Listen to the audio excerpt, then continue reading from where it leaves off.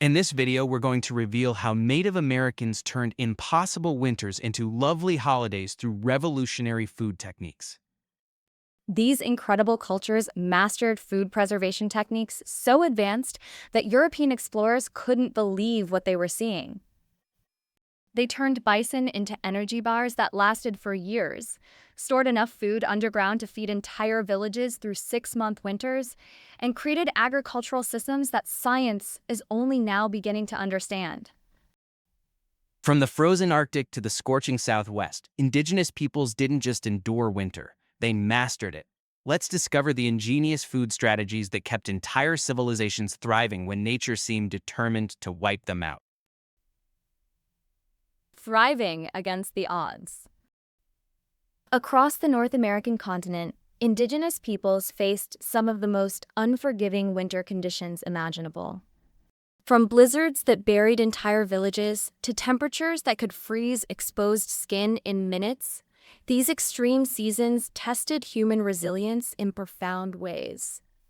Yet Native American communities didn't merely endure these brutal months, they flourished, building vibrant cultures that spanned millennia. The secret to their remarkable success lay not in luck or chance, but in an extraordinary mastery of their environment. Through generations of observation, experimentation, and wisdom sharing, these societies cultivated an intimate knowledge of the natural world that allowed them to transform scarcity into abundance. At the heart of this achievement was their revolutionary approach to food, how they obtained it, preserved it, and honored it as both physical sustenance and spiritual gift. The sacred connection, food as cultural foundation.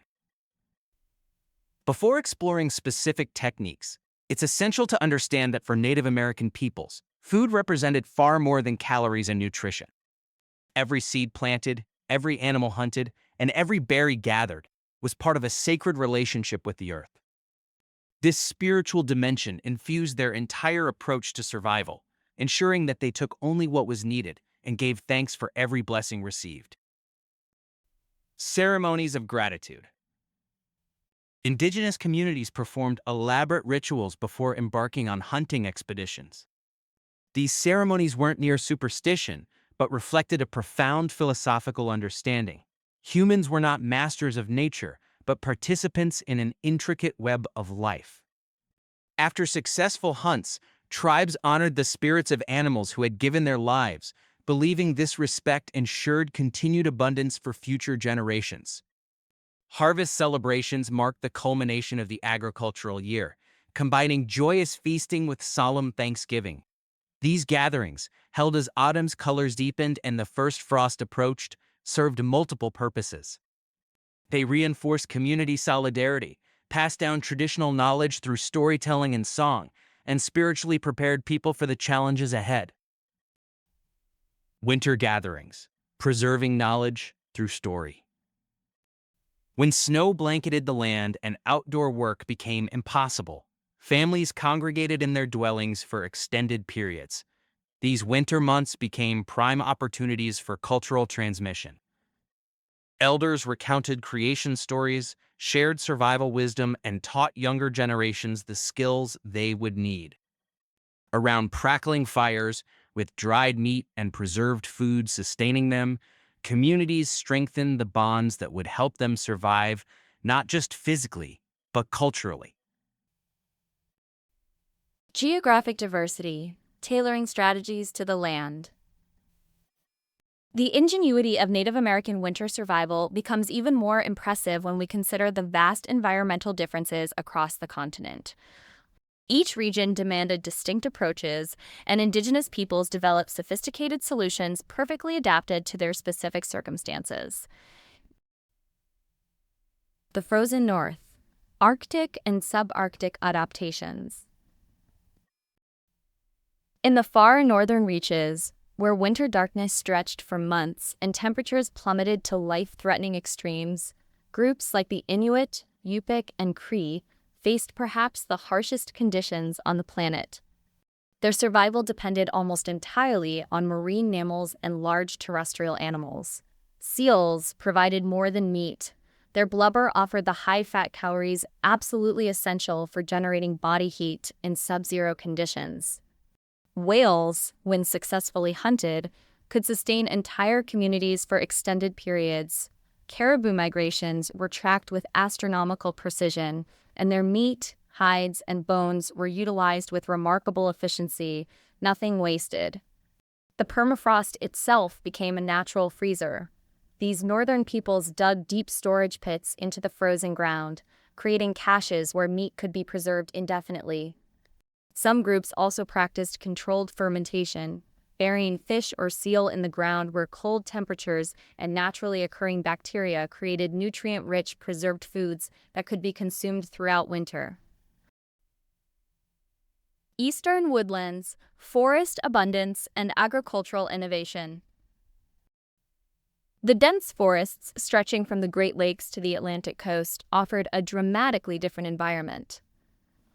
Tribes including the Iroquois, Algonquin, and various confederated nations enjoyed access to diverse food sources that allowed for a mixed subsistence strategy, combining cultivation, hunting, and gathering. The legendary Three Sisters, corn, beans, and squash, formed the agricultural foundation of these societies. This polyculture system demonstrated profound ecological understanding. Corn stalks provided natural trellises for climbing beans, which in turn fixed atmospheric nitrogen in the soil, enriching it for all three crops. Squash vines sprawled across the ground, their broad leaves shading out competing weeds and retaining precious soil moisture. These crops weren't simply grown together by accident. The nutritional synergy was equally sophisticated. Corn provided carbohydrates, beans delivered protein and essential amino acids, and squash contributed vitamins and additional calories. Together, they created a complete nutritional profile that sustained communities through long winters. Forest resources supplemented agricultural production. Deer, abundant in woodland environments, were hunted using techniques refined over centuries. Smaller animals like rabbits, squirrels, and wild turkeys added dietary variety. Nuts, particularly acorns, walnuts, and hickory nuts, were gathered in massive quantities during autumn, providing calorie-dense foods that stored exceptionally well. The Iroquois developed impressive longhouses, communal structures that could house multiple families. These weren't just shelters, but integrated food storage facilities. Interior platforms and specially constructed chambers held enormous quantities of dried corn, beans, smoked meat, and other provisions, centralized storage that protected food from pests and allowed for equitable distribution during lean times.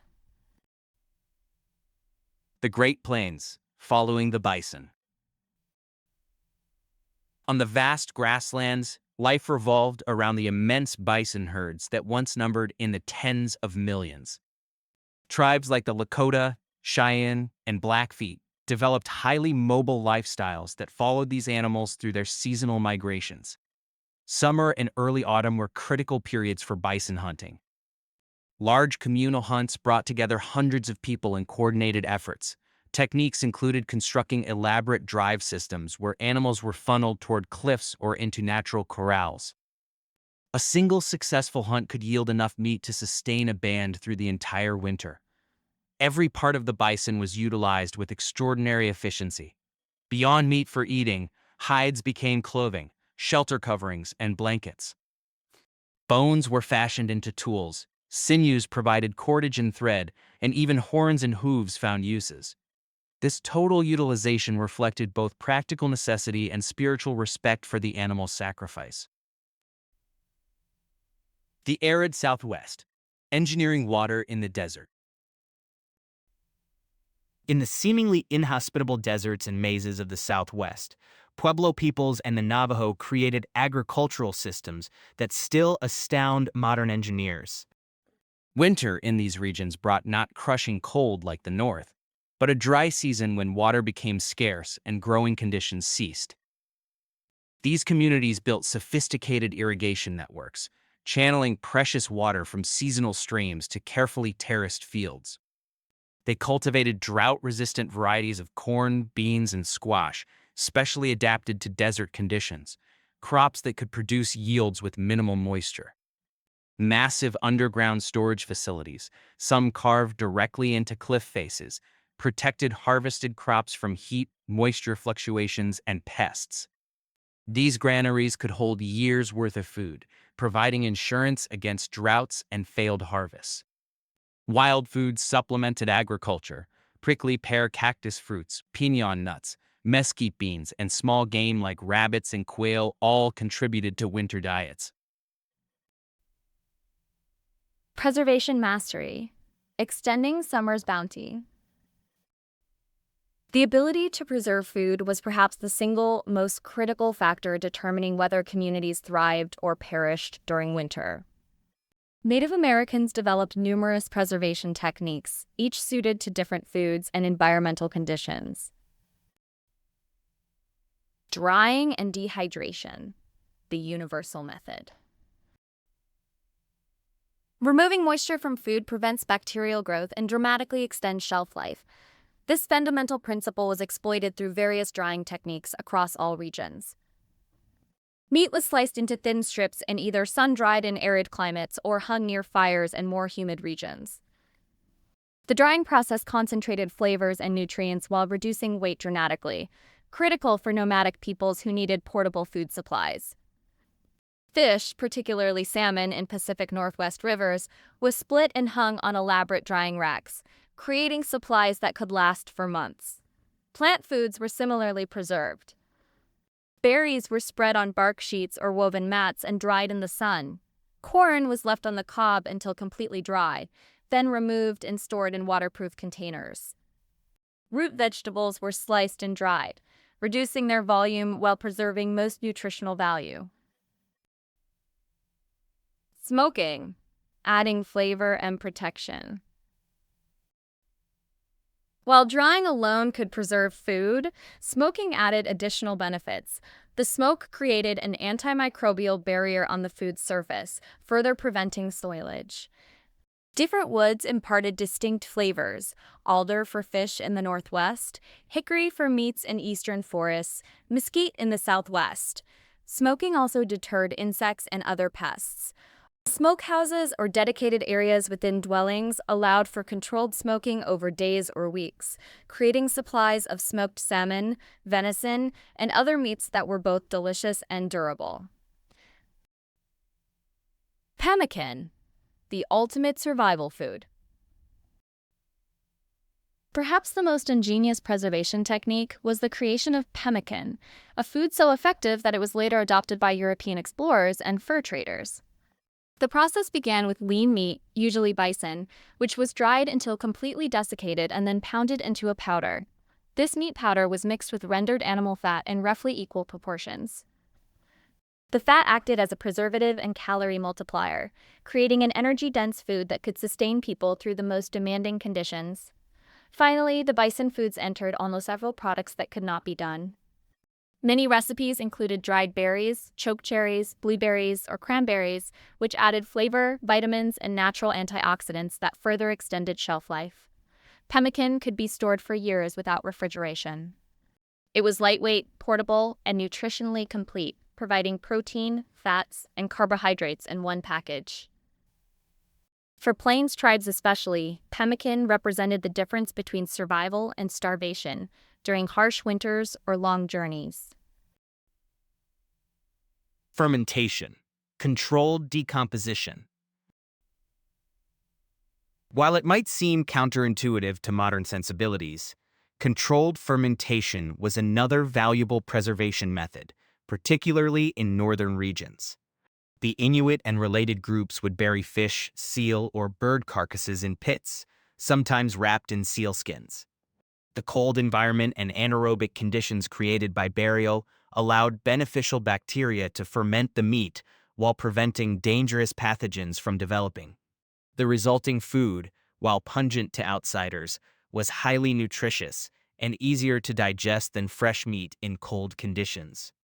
The fermentation process also produced additional vitamins, particularly important in environments where plant foods were scarce. Underground storage, nature's refrigerator. Many tribes dug storage pits several feet deep, often lined with bark, grasses, or stone. Below the frost line, temperatures remained relatively constant, cold enough to preserve food but not so cold as to freeze and damage plant tissues. These pits, or caches, stored root vegetables, dried corn, nuts, and even some preserved meats. Their locations were carefully marked and remembered, creating scattered pantries that could be accessed throughout winter. Some communities constructed more elaborate underground chambers, essentially root cellars that could hold enormous quantities of food. Hunting and fishing, securing protein for survival.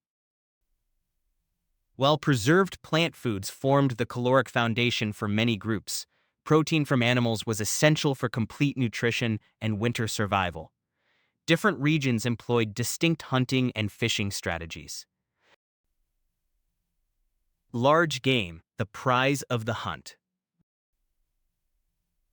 Elk in mountainous regions, moose in northern forests, and bison on the plains, all represented substantial food sources. A single large animal could provide hundreds of pounds of meat, enough to feed extended families for weeks. Hunting these animals required extensive knowledge of their behavior, migration patterns, and preferred habitats. Hunters observed tracks, droppings, browsing patterns, and other signs. They understood that animals followed predictable routes and gathered at specific locations during different seasons. Communal hunting was often the most effective strategy. By working together, hunters could take advantage of natural terrain to funnel animals toward waiting archers or spearmen. These coordinated efforts also ensured that meat was distributed equitably throughout the community, with traditional customs governing who received which portions. Smaller game and birds, consistent protein sources. While large game was prized, smaller animals provided more reliable, year-round protein. Deer, hunted individually or in small groups, were abundant in forested regions. Rabbits and hares could be snared efficiently. Wild turkeys, grouse, and waterfowl were hunted with specialized techniques. Trapping was particularly important as winter approached. Strategically placed snares and deadfall traps could capture animals even while hunters attended to other tasks. Some groups created extensive trap lines, checking them regularly throughout winter to supplement stored foods. Fishing, the water's gifts. For tribes with access to rivers, lakes, or coastal waters, fish represented a crucial food source. Pacific Northwest peoples developed incredibly sophisticated fishing technologies to harvest the massive salmon runs that occurred each year. Weirs, carefully constructed barriers in streams, allowed fish to pass upstream but facilitated their capture during return migrations. Fishing techniques varied by species and season. Spearfishing required skill and patience. Hook and line fishing, using bone hooks and plant fiber lines, could be done through holes cut in winter ice. Some groups constructed fish traps, woven enclosures that fish could enter but not escape. The abundance of certain fish runs was staggering. A single successful salmon season could provide enough dried fish to feed a community throughout winter. Other species, sturgeon, whitefish, trout, supplemented these major harvests. Foraging wisdom. Plant foods from the wild. While hunting receives much attention, plant foraging was equally vital to winter survival. The knowledge required to identify, harvest, and process wild plants represented a sophisticated botanical education passed down through generations. Nuts. Calorie-dense natural stores. Autumn was nut gathering season, and these foods were treasured for their high fat and protein content. Acorns, though requiring processing to remove bitter tannins, were gathered by the bushel. Walnuts, hickory nuts, hazelnuts, and pine nuts were collected wherever they grew. Processing nuts was labor-intensive. Acorns needed to be shelled, ground, and then leached repeatedly in water to remove tannins. This created a flour that could be made into bread or porridge. Other nuts could be eaten whole, ground into meal, or pressed for their oil. Berries. Summer's sweetness preserved. Blueberries, cranberries, chokecherries, serviceberries, and dozens of other species ripened during summer and fall. These fruits were eaten fresh, but more importantly, were dried for winter use. Dried berries provided vitamins, natural sugars for energy, and flavor to enliven winter meals. Some berries, particularly cranberries, could be stored fresh in cool water or buried in snow, their natural acidity preventing spoilage. These provided rare sources of fresh fruit during winter months. Roots and tubers, the underground harvest. Wild potatoes, Jerusalem artichokes, camas bulbs, and various other root vegetables were dug in late summer and fall. These starchy foods provided carbohydrates and stored remarkably well in cool, dark conditions. Some roots could be left in the ground and dug as needed during winter, the earth itself acting as storage. Others were processed into flour or meal for later use. The knowledge of which plants were edible, when to harvest them, and how to prepare them represented vital survival information. Maple syrup, sweet energy. In the eastern woodlands and Great Lakes regions, sugar maples provided another crucial resource.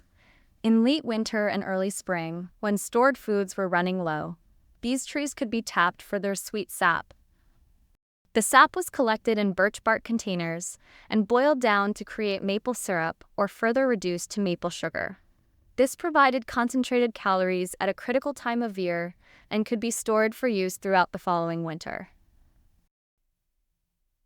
The Three Sisters, agricultural brilliance.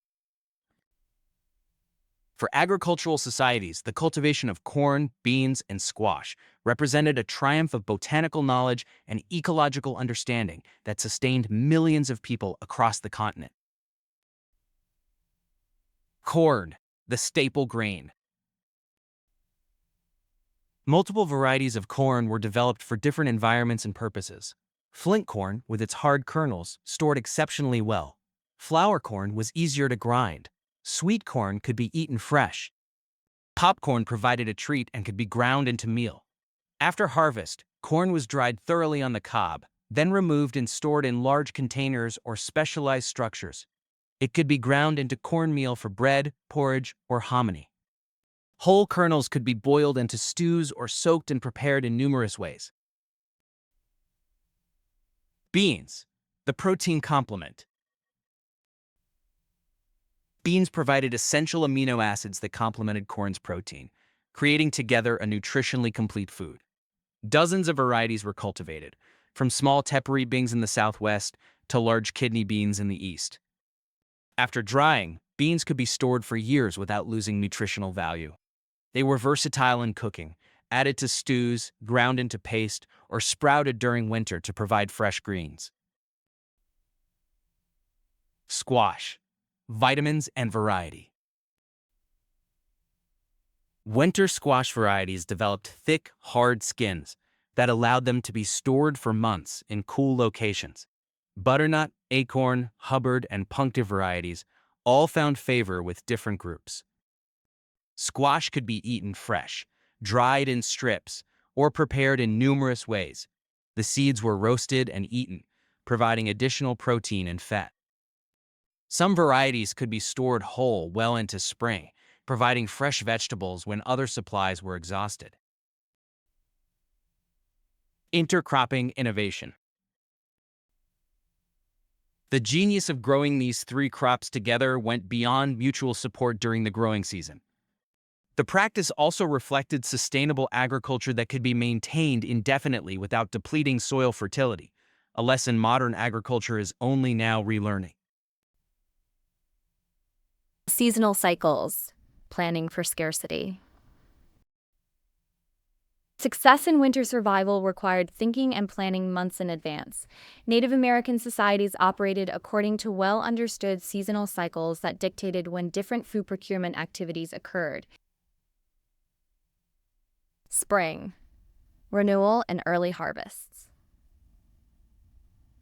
As snow melted and the earth thawed, spring brought both relief and continued challenges. Stored foods were often running low, making this the hungry time for many groups. However, spring also brought new food sources, migrating waterfowl, spawning fish, and emerging wild plants. Maple sap could be harvested. Early greens like fiddlehead ferns and wild onions provided fresh vegetables. Fish returning to spawn in rivers were caught in large numbers. These spring foods bridged the gap until summer's abundance arrived. Summer, the season of plenty. Summer brought an explosion of food availability. Gardens reached peak production, wild berries ripened in succession, game animals were fat and plentiful, fish runs occurred. This abundance wasn't simply enjoyed, it was methodically preserved for winter. Long days allowed for extensive food processing work. Meat was dried, berries were spread to dry, fish were smoked, and early crops were harvested and preserved. Communities worked from dawn to dusk to capture summer's bounty. Fall, the critical harvest. Autumn was perhaps the most crucial season for winter survival. Agricultural crops reached maturity and were harvested. Large communal hunts were organized to secure meat supplies. Final gathering efforts collected nuts, late berries, and root vegetables. This was also when final preservation work occurred. Hundreds of pounds of food needed to be processed, preserved, and properly stored. The intensity of work during these months determined how well communities would fare during the long winter ahead. Harvest celebrations marked the transition from plenty to potential scarcity. These weren't mere parties, but important cultural events that reinforced community bonds before the isolating winter months. Winter, conservation and community. Once snow blanketed the landscape and temperatures plummeted, the focus shifted from food procurement to careful management of stored supplies. Successful communities rationed their stores carefully, ensuring they would last until spring. Some hunting and fishing continued when weather permitted, supplementing preserved foods. Snares and traps were checked. Ice fishing provided fresh protein. But primarily, winter was a time of reduced activity, storytelling, craft production, and cultural transmission. Lessons for the modern world. The food systems developed by Native American peoples offer profound lessons for contemporary society, particularly as we face climate change and food security challenges. Sustainability and respect. Indigenous food practices were inherently sustainable. By taking only what was needed and showing respect for the sources of their food, these societies maintained productive ecosystems for thousands of years.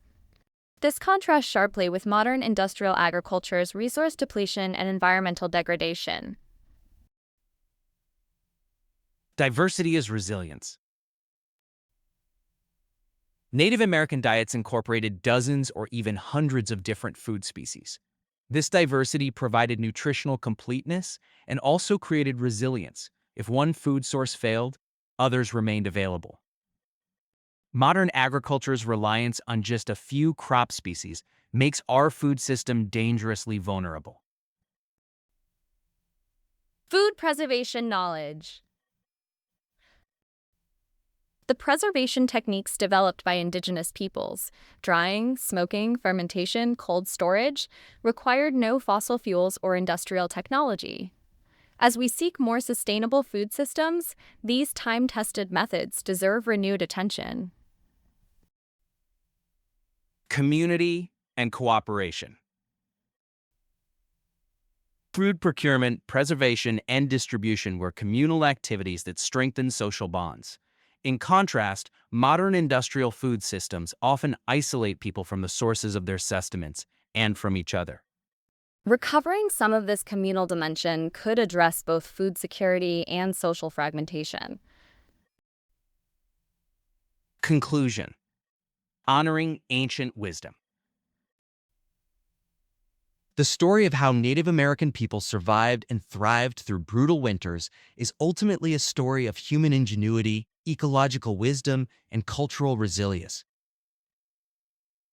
Their success wasn't accidental, but resulted from countless generations of careful observation, experimentation, and knowledge transmission.